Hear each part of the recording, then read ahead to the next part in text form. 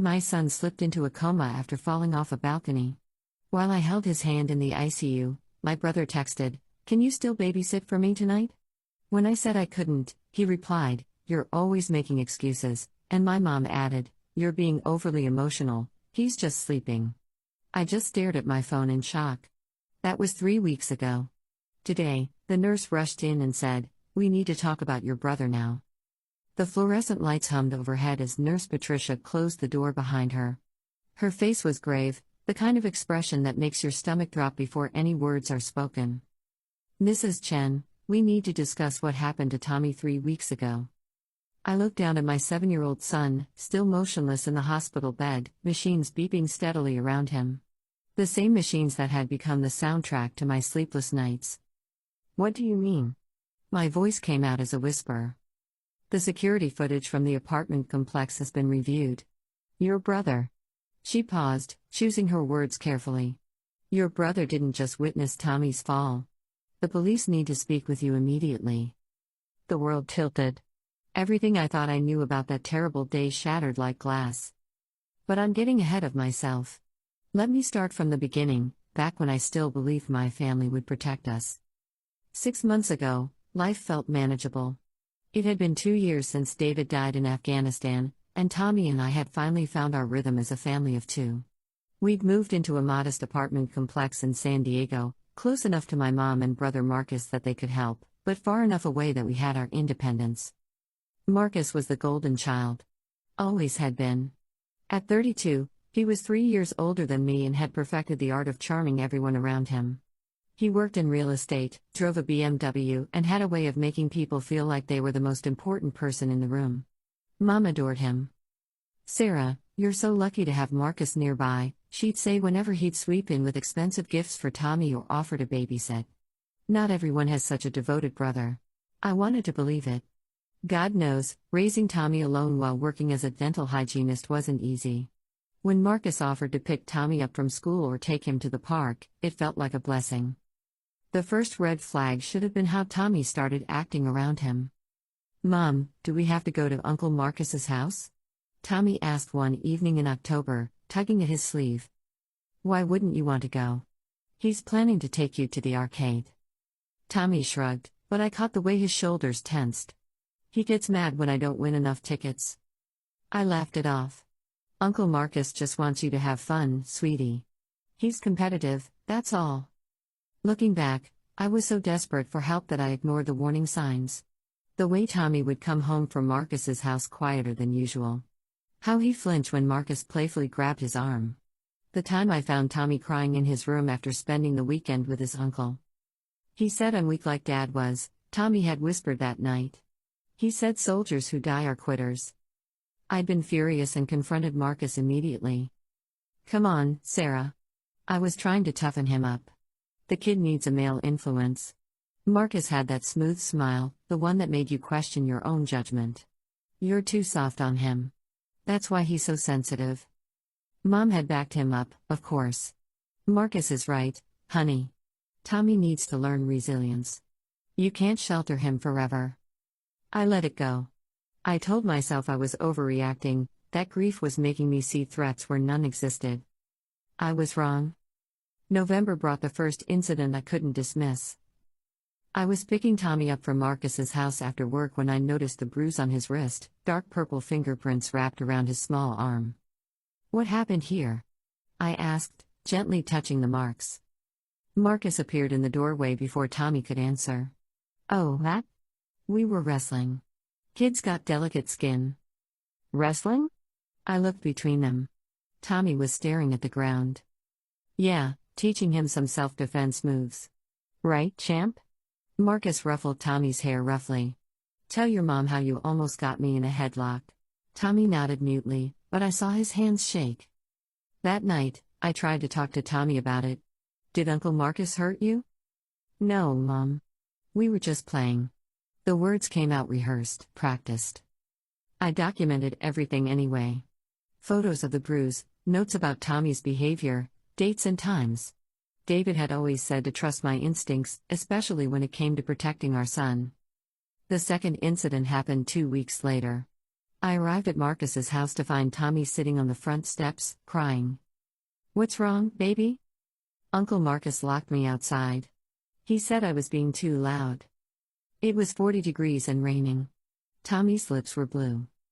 When I confronted Marcus, he had another smooth explanation. I was taking a work call. Kid was making noise, so I asked him to play outside for a few minutes. "He's fine." "It's freezing, Marcus." "He could have gotten hypothermia." "Don't be dramatic, Sarah. 5 minutes in the cold never killed anyone.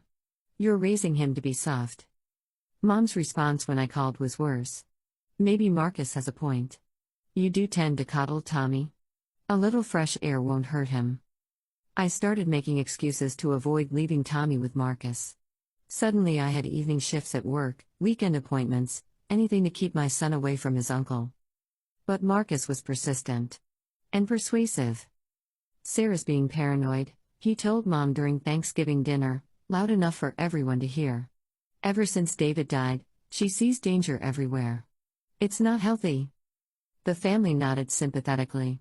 Poor Sarah, struggling with grief, seeing problems that didn't exist. I felt like I was losing my mind.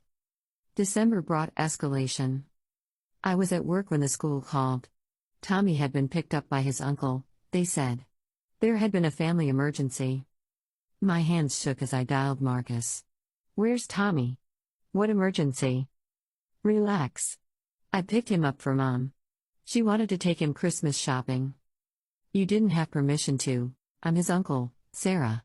Stop being so controlling." When I finally tracked them down at the mall, I found Tommy sitting alone on a bench, tears streaming down his face. Mom and Marcus were nowhere to be seen. "They left me here," Tommy whispered. Uncle Marcus said I was embarrassing him because I wouldn't try on the clothes he picked. I found them in the electronics store, casually browsing tablets. "Where were you?"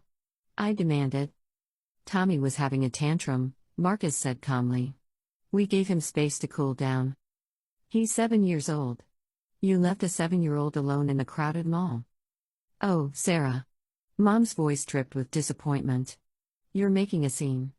Tommy is fine." But Tommy wasn't fine. That night, he had his first panic attack. I held him as he hyperventilated, his small body shaking uncontrollably.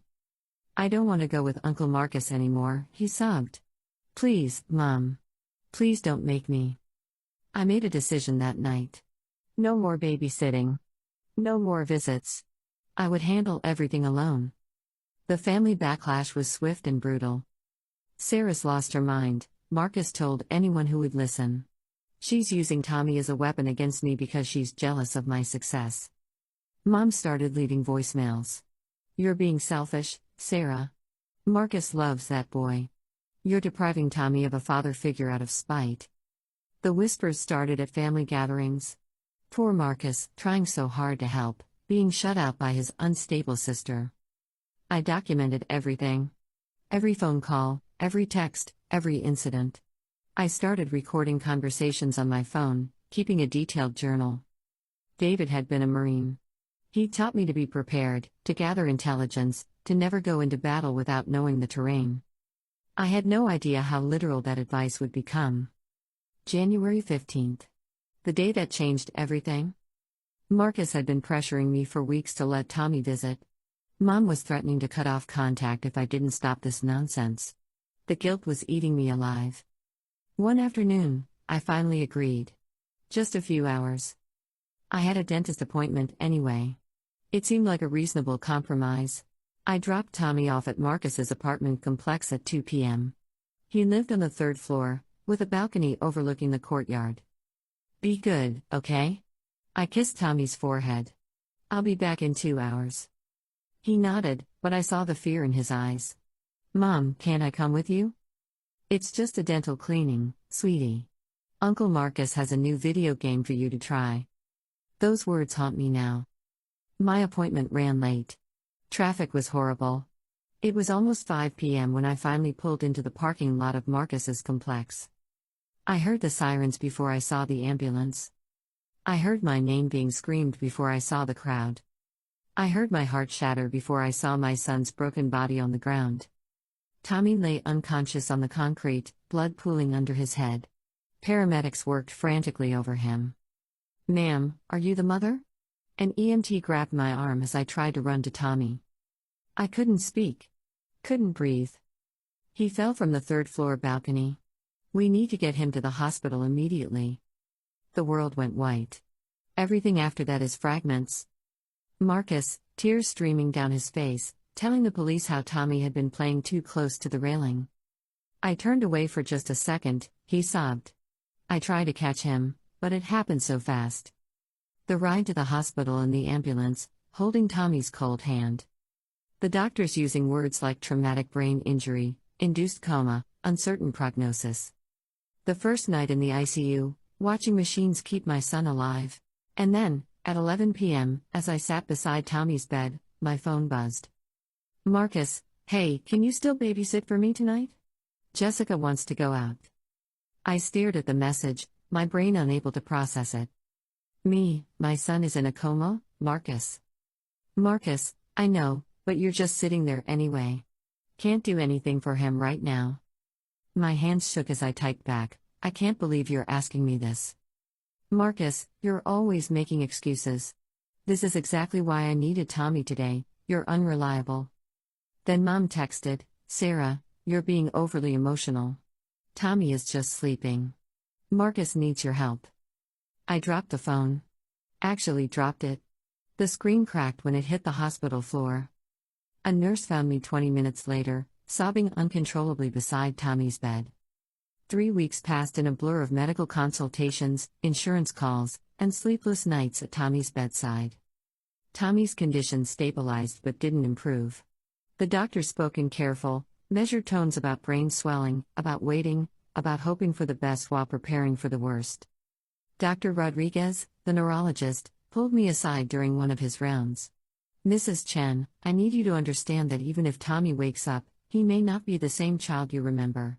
Traumatic brain injuries can affect personality, memory, motor function." I nodded, pretending to absorb the information while my mind screamed denials. Tommy would come back to me. He had to. The ICU became my second home. I learned the rhythm of the shifts, memorized which nurses were gentler with Tommy's positioning, figured out the best times to talk to doctors when they weren't rushed. I brought photos from home and taped them to the walls around Tommy's bed, pictures of him with David, vacation snapshots, school portraits with his gap-toothed grin. "Talking to him helps," Nurse Patricia explained during one of her night shifts. "Even in a coma, patients can sometimes hear familiar voices." So I talked. I read him his favorite books, told him about my day, sang the lullabies David used to hum. I played recordings of David's voice from old home videos on my phone, hoping some part of Tommy could hear his father calling him back. Marcus visited twice. Both times, he stood at the foot of the bed for exactly 10 minutes, made appropriate sad faces, and left. During his second visit, I noticed him checking his watch repeatedly. "Somewhere you need to be?" I asked, not bothering to hide my irritation. "Just worried about traffic," he replied smoothly. "I have a client meeting this evening." Real estate deals were more important than his nephew's life. I filed that observation away with all the others. Mom came daily but spent most of her time criticizing the hospital staff and suggesting I wasn't advocating strongly enough for Tommy's care. "You need to demand they do more," she'd say. "If you were more assertive, like Marcus, Tommy would be getting better treatment." She brought flowers that I was allergic to, insisted on rearranging Tommy's room according to feng shui principles she'd read about online, and loudly discussed his condition with anyone who would listen in the hospital corridors. "My poor grandson," she'd announced to strangers in the elevator. "Such a terrible accident. My son Marcus is beside himself with guilt, even though it wasn't his fault." The narrative was already set. Marcus was the grieving uncle. I was the overwrought mother who needed to accept reality. The family had rallied around Marcus. He was the victim now, traumatized by witnessing such a terrible accident, burdened with guilt despite it not being his fault. Relatives sent him sympathy cards and offered to bring him meals. Aunt Linda even organized a prayer circle for his emotional healing. I was the problem. The hysterical mother who couldn't accept that accidents happen. But I knew my son. Tommy was cautious, almost fearfully so. He'd never leaned over a balcony railing. He was terrified of heights. Just last month, he'd refused to go on the Ferris wheel at the county fair, despite my encouragement. "It's too high, Mom," he'd said, backing away from the ride. "What if it breaks?" That same child wouldn't have voluntarily climbed onto a balcony railing 3 stories up. I started asking questions. Where exactly was Tommy when he fell? I asked Officer Williams, who'd responded to the scene. According to your brother, the boy was playing on the balcony while he made a phone call inside. When he came back out, the child was gone. How long was the phone call? Officer Williams checked his notes. Your brother estimated about 5 minutes. 5 minutes. Long enough for a frightened child to climb over a railing and fall? Or long enough for someone to plan and execute something terrible? What was Tommy playing with? The officer flipped through pages. No toys were found on the balcony. That bothered me.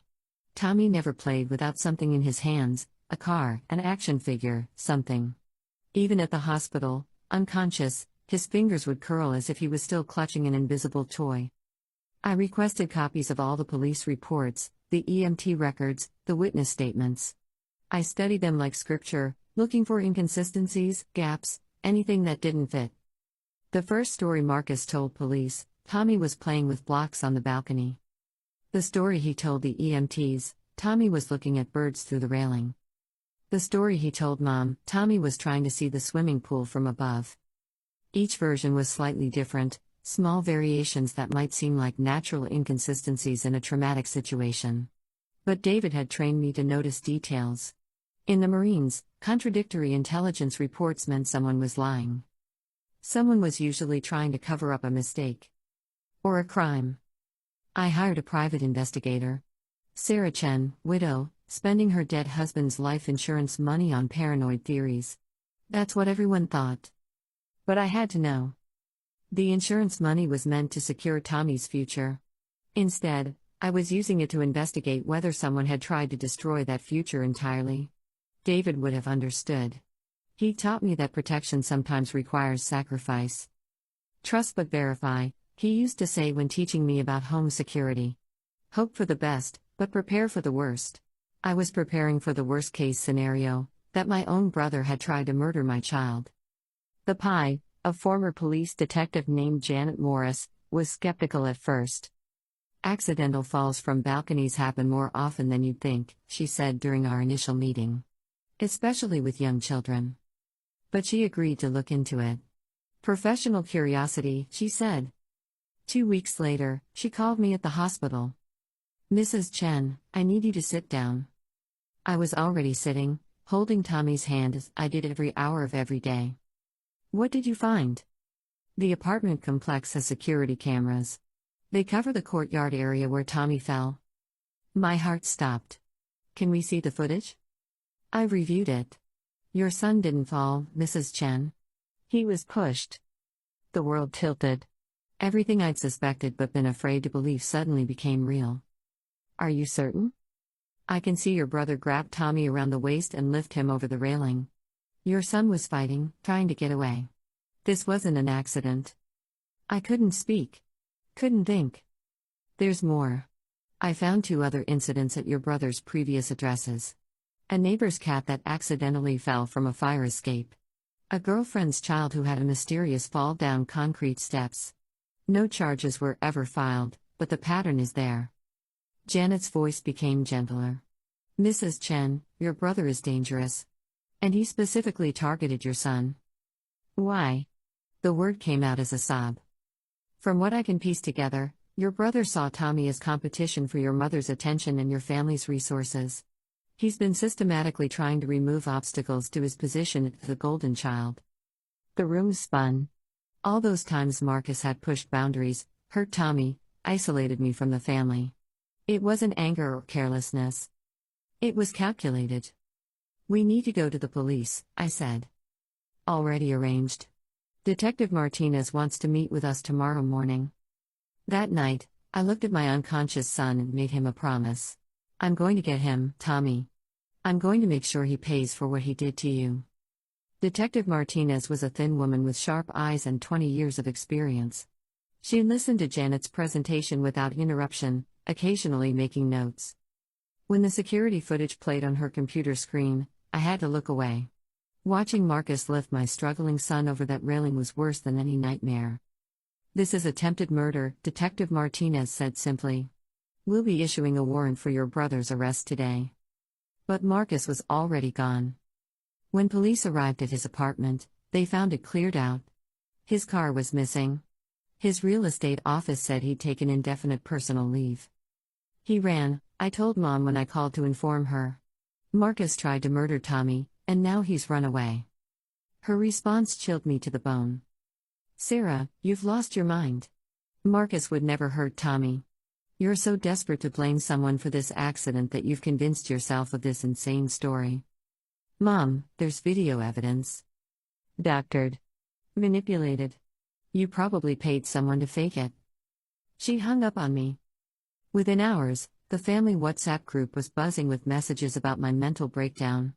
Marcus, according to them, had left town because I was stalking and harassing him with false accusations. Aunts, uncles, cousins, they all chose Marcus's side. Poor Marcus, being persecuted by his unstable sister. Only my cousin Jennifer reached out privately. "Sarah, I believe you," she texted. "Marcus always gave me the creeps. What can I do to help?" It was the first support I'd received from family in months. The story broke on local news 3 days later. San Diego man wanted in connection with attempted murder of nephew. Marcus's photo was everywhere.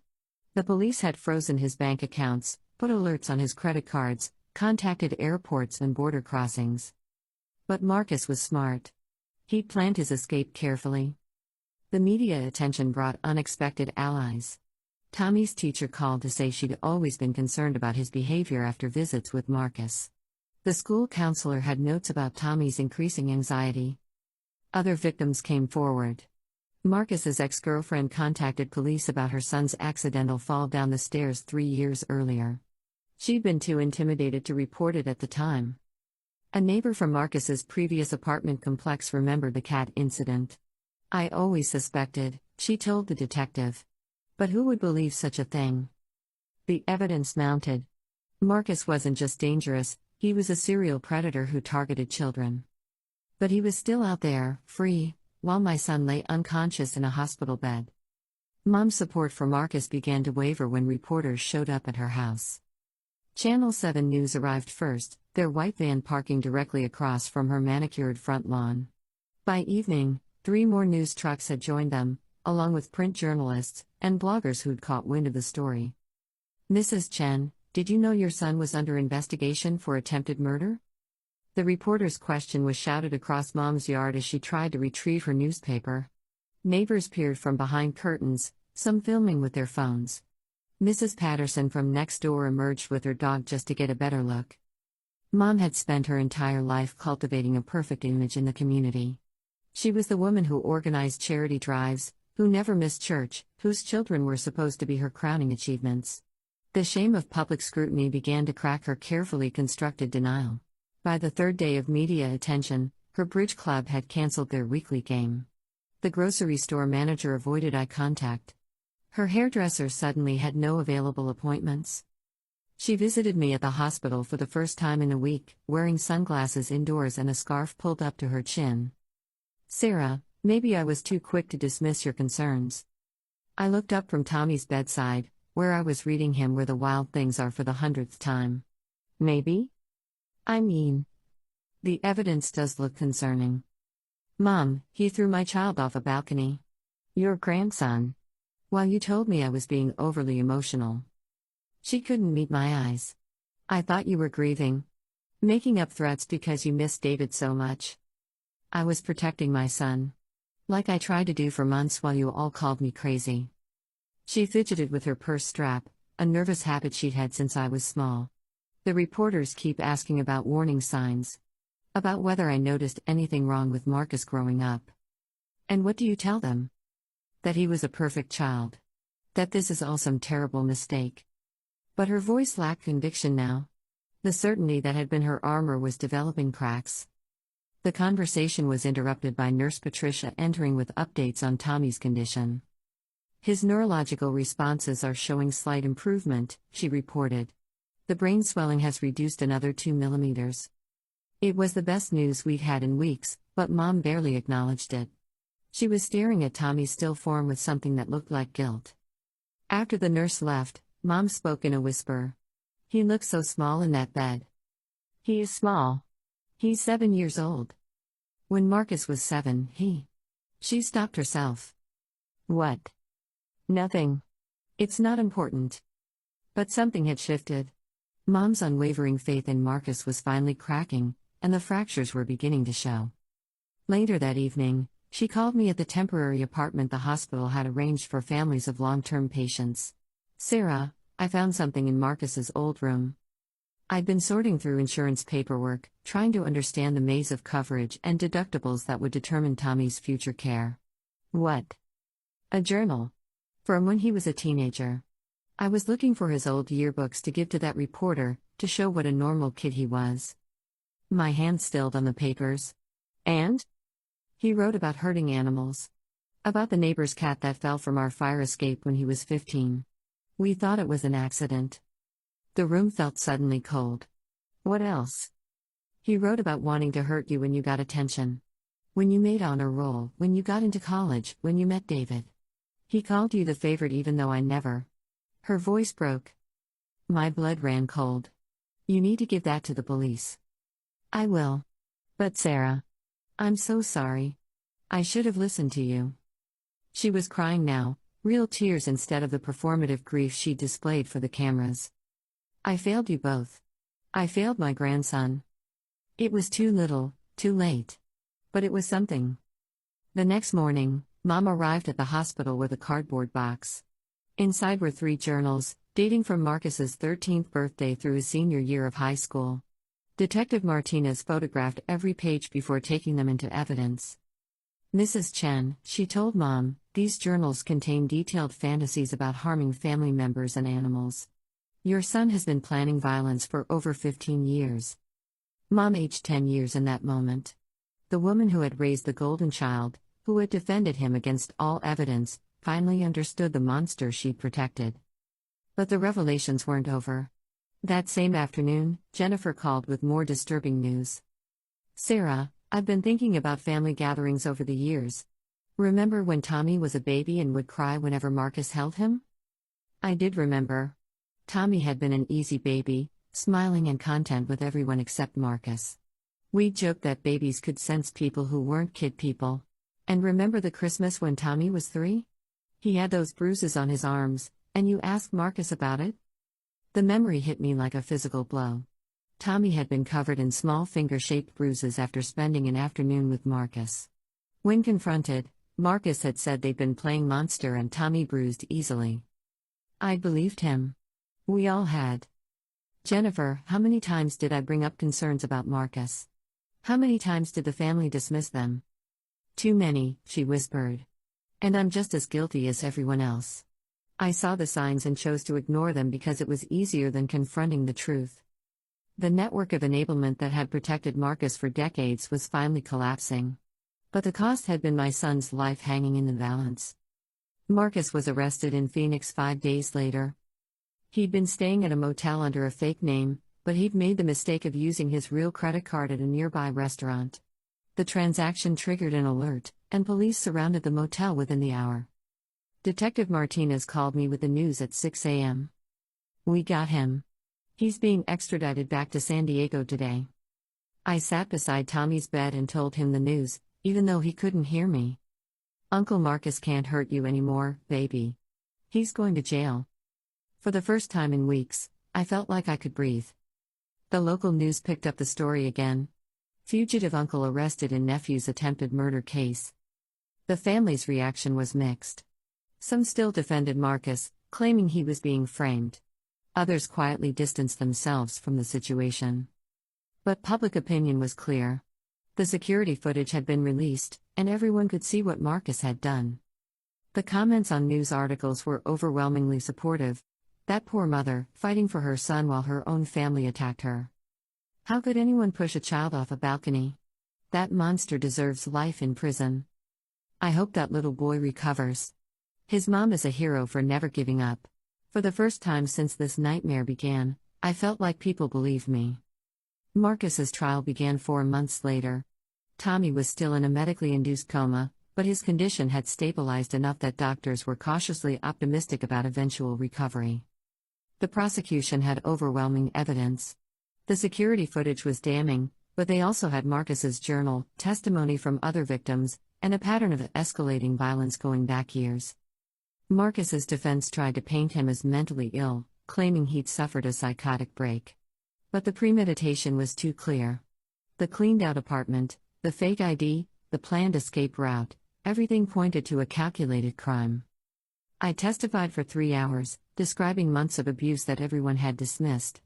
The courtroom was silent as I recounted Marcus's text messages from the night Tommy was fighting for his life. Mom testified too, admitting that she'd ignored red flags and dismissed my concerns. She cried on the witness stand. "I failed my daughter and my grandson," she said. "I chose to believe lies instead of protecting them." The jury deliberated for 6 hours. Guilty on all counts. Attempted murder in the first degree. Child abuse. Multiple counts of animal cruelty from previous incidents. 30 years to life. As they led Marcus away in shackles, he looked at me one last time. No remorse. No apology. Just cold hatred. But I wasn't afraid anymore. He couldn't hurt Tommy again. He couldn't hurt any child again. 2 weeks after the trial ended, I was reading to Tommy in his hospital room when his fingers twitched. Just a small movement, barely perceptible. But I'd been holding his hand for 5 months. I knew every detail of his small fingers. "Tommy?" His eyelids fluttered. "Nurse." I screamed. "Nurse, he's waking up." The room filled with medical staff within seconds. Lights were shined in Tommy's eyes, reflexes were tested, machines beeped frantically. And then, soft as a whisper, Tommy spoke. "Mom?" I burst into tears. Real tears of joy for the first time in months. "I'm here, baby. I'm right here." The recovery was slow. Tommy had to relearn basic functions, walking, fine motor skills, some vocabulary. But his personality was intact. His memories were mostly clear. He remembered what Marcus had done. Uncle Marcus was angry, he told the child psychologist during one of his sessions. He said I was ruining everything. Then he picked me up and threw me. Hearing Tommy describe it in his matter-of-fact 7-year-old way was almost worse than watching the security footage. But he was alive. He was healing. And he was safe. The medical bills were overwhelming, even with insurance. The GoFundMe page that Jennifer had set up raised over $50,000, but it was barely a dent in the total costs. Tommy's rehabilitation required specialists that our insurance deemed experimental or not medically necessary. Speech therapy, occupational therapy, cognitive rehabilitation, psychological counseling, each appointment cost hundreds of dollars. The special equipment he needed for his recovery, adaptive utensils, balance boards, communication devices, added thousands more to our expenses. I spent hours on the phone with insurance representatives, fighting for coverage, appealing denials, navigating a system designed to discourage persistence. "Mrs. Chen, the policy clearly states that neuroplasticity treatments are not covered," the claims adjuster explained for the 3rd time. "My son needs these treatments to relearn how to write his own name," I replied, my voice steady despite my frustration. "I understand your concern, but company policy didn't push my 7-year-old off a balcony. Your denial could mean the difference between my son living independently or needing lifelong care." These conversations became my second job. I developed spreadsheets tracking every claim, every denial, every appeal. I learned medical coding, insurance terminology, and the art of escalating complaints to supervisors who actually had authority to make decisions. Dr. Martinez, Tommy's new neurologist, provided detailed letters supporting each treatment request. "This child's recovery potential is exceptional," she wrote. "Denying these interventions at this critical stage of brain development is not only medically unsound but potentially constitutes a violation of the patient's rights under the Affordable Care Act." Slowly, we began winning appeals. The speech therapy was approved after I provided video evidence of Tommy's progress.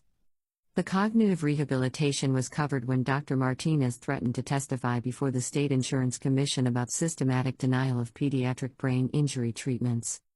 But the legal battles were just beginning.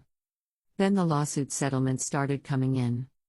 The apartment complex, for failing to provide adequate security and allowing a dangerous situation to develop. Their lawyers had initially claimed that Marcus's actions were unforeseeable, but Janet Morris had uncovered a pattern of complaints about inadequate safety measures in their properties. 3 other children have been injured in falls at properties managed by this company in the past 5 years, she reported during a meeting with our attorney.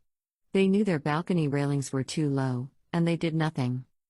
The settlement was $800,000, enough to cover Tommy's medical expenses and set up a trust fund for his future educational needs. The school district, for releasing Tommy to Marcus without proper verification. Their policies required written permission for any adult other than the primary guardian to pick up a student, but the front office staff had become lax about enforcement. We trusted family members, the principal explained during her deposition. We never imagined. You never imagined that following your own safety protocols might prevent a child from being murdered? Our attorney responded. That's exactly why those protocols exist. That settlement was smaller, $150,000, but it came with a commitment to implement stricter security measures and better staff training. Even some family members faced legal consequences. Aunt Linda had posted on social media claiming that I was making false accusations against Marcus for financial gain. Her posts, which included my home address and phone number, had resulted in harassment and threats from strangers who believed I was lying about the attack. Your aunt's actions constituted defamation and intentional infliction of emotional distress, our attorney explained. Her posts directly led to your receiving death threats. Linda's settlement was symbolic, $25,000 and a public apology, but it sent a message to other family members who might be tempted to continue their campaign against us. I didn't want money. I wanted my son back to normal. But the settlements would ensure Tommy had everything he needed for his continued recovery and future care. We moved to a new apartment, far from Marcus's old complex. The new place was a single-story unit with no balconies, no stairs, no heights that could trigger Tommy's developing anxiety about falling. It had a small garden where he could play safely, visible from every window in the house. Tommy started at a new school with a special education program designed for children recovering from traumatic brain injuries. His teacher, Mrs. Rodriguez, had 20 years of experience working with similar cases. Every child's recovery is different, she explained during our first meeting. Some regain function quickly, others take years. The key is celebrating small victories and never giving up hope. Tommy's first day at the new school was terrifying for both of us. He clung to my hand as we walked into the building, his eyes darting nervously to every unfamiliar face. What if I can't remember things? He whispered. Then we'll help you remember, I said. That's what school is for. His first report card showed mixed results. His math skills had returned almost completely, but reading comprehension remained challenging. He could write his name, but longer sentences required significant effort. Most concerning were the notes about his social interactions. Tommy tends to isolate himself during group activities, Mrs. Rodriguez wrote. He seems fearful of other children, particularly older boys. We're working with him on trust-building exercises. The trauma counseling sessions with Dr. Patel revealed the depth of Tommy's psychological wounds. He developed severe anxiety around authority figures, constantly worrying that adults might hurt him if he misbehaved. Uncle Marcus said I was bad, Tommy told Dr. Patel during one session. He said bad kids get punished. What kind of punishment did Uncle Marcus talk about? Dr. Patel asked gently. He said bad kids disappear. He said nobody looks for them because they deserved it. The sessions continued twice weekly. Progress was slow but measurable. Tommy gradually learned to express his fears through play therapy, using dolls and toy figures to act out scenarios that were too frightening to discuss directly. Slowly, carefully, we began to rebuild our lives. The nightmares were the hardest part. Tommy would wake up screaming, reliving the moment of falling. I'd find him sitting up in bed, his small body drenched in sweat, his eyes unfocused with terror. He's coming back, Tommy would sob. Uncle Marcus is coming back to finish what he started. I'd hold him until the shaking stopped, reassuring him that Marcus was in prison, that we were safe, that I would never let anyone hurt him again. "How do you know?" Tommy asked one night after a particularly bad episode. "Because I'm your mom," I said. "And moms have superpowers when it comes to protecting their children." "What superpower do you have?" I thought about everything we'd survived: the family's betrayal, the investigation, the trial, the long road to recovery. "I have the power to never give up," I said. "No matter how hard things get, I will always keep fighting for you." Tommy considered this seriously. "Can you teach me that superpower?" "You already have it," I said. "You've been using it every day since you woke up." Mom tried to reconcile.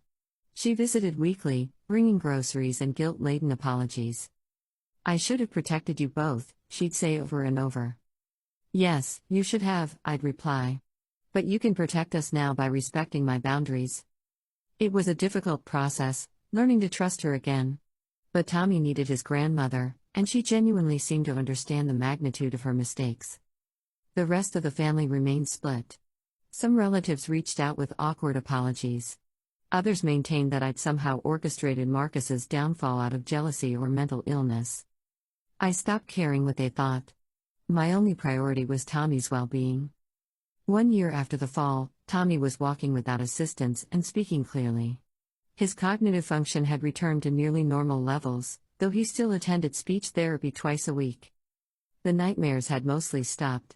The hypervigilance was fading. He was learning to trust adults again, though it was a slow process. We attended Marcus's parole hearing together. Tommy, now 8 years old, wanted to give a victim impact statement. "My uncle hurt me because he was jealous," Tommy told the parole board in his clear, brave voice. "But my mom never gave up fighting for me. She saved my life." Marcus, now gaunt and hollow-eyed after a year in prison, didn't look at us. His parole was denied. 30 years to life. He would serve at least 25 years before being eligible for another hearing. Tommy would be 33 years old before Marcus could potentially be released. 3 years later, Tommy is 10 now, thriving in 4th grade and playing Little League baseball. He has some lingering effects from his brain injury, mild coordination issues, occasional headaches, but he's happy and healthy. We still attend therapy, both individual and family sessions. Trust doesn't rebuild overnight, and trauma leaves lasting marks. But we're okay. More than okay. I've become an advocate for children's safety, speaking at conferences about recognizing abuse and believing victims. The story of our ordeal has been covered in magazines and documentary programs. Trust your instincts, I tell other parents. If something feels wrong, it probably is. Don't let anyone convince you otherwise. Mom and I have found our balance. She's earned back some trust through consistent actions and respect for boundaries. She babysits Tommy sometimes now, but only when he wants her to. The rest of the family remains fractured. Some relationships were damaged beyond repair. But the people who truly matter, the ones who believe in protecting children over protecting predators, those relationships have become stronger. Jennifer moved to San Diego and has become like a sister to me. Tommy calls her Aunt Jen and lights up whenever she visits. The private investigator, Janet Morris, became a close friend. She's taught me self-defense and helped me install security systems. She calls it practical paranoia, but I call it smart preparation. David would be proud, I think. His son is strong and brave and protected. His wife learned to fight when it mattered most. Marcus sends letters from prison sometimes. I return them unopened. Tommy doesn't need to know they exist, at least not yet. Maybe someday we'll talk about forgiveness. About healing and moving forward completely. But not today. Today, Tommy has a baseball game, and I promise to bring orange slices for the team. Today, we're just a mother and son who survived the unthinkable and came out stronger. Today, that's enough. The security footage that saved our case still exists in police evidence files. Sometimes I wonder if I should watch it again to remind myself that I wasn't crazy, that my instincts were right all along. But I don't need to. I have something better than validation. I have my son, alive and laughing, running toward home plate with everything he's got. I have the knowledge that when it mattered most, I chose to believe my child over my family's denial. I have the peace that comes from knowing a predator can't hurt anyone else. And I have the strength that comes from surviving the worst thing you can imagine and discovering you're tougher than you ever knew. Marcus took a lot from us. Our innocence, our trust, our sense of safety. But he couldn't take our love. He couldn't break our bond. He couldn't silence our truth. In the end, that's what saved us. In the end, that's what always wins.